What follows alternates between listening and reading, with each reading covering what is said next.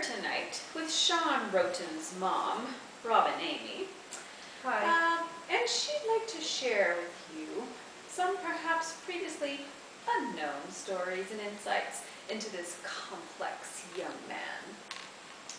Hi. I need one of those. Let's see. I think there's one hiding. Monkey. Sorry. It's important to have this while you're interviewing, wouldn't you say? Cheers. Absolutely. It's like I got a drink now. And look in my eyes. We don't want 7 years bad sex. Okay. Let's try that again. Let's try that again. So, what was Shawn like as a kid? Do you have any stories to share with us? Shawn was a great kid, most of the time, when he wasn't driving me crazy or his sister crazy, which he was particularly good at.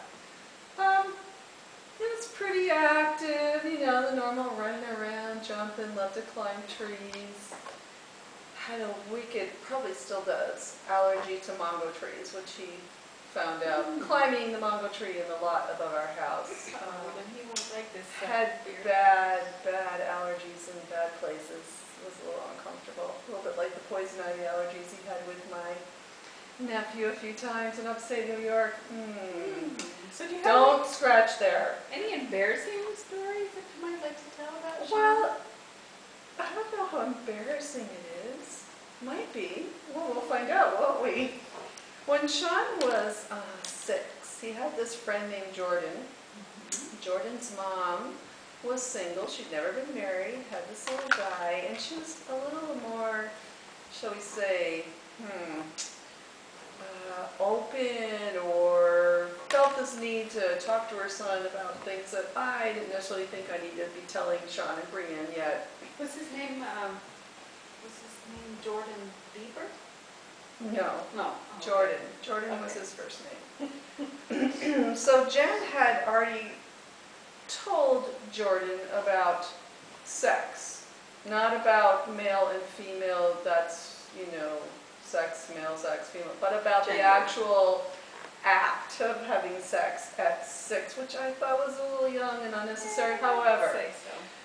So Shawn and Jordan had been having this conversation about sex, and I was putting Bree and Shawn to bed one night. They shared a room for when they were little, and Brienne may have already known all this. She pretended she did anyways at the ripe age of 8. But Shawn's saying to me something about somebody having sex, and I'm like, oh crap.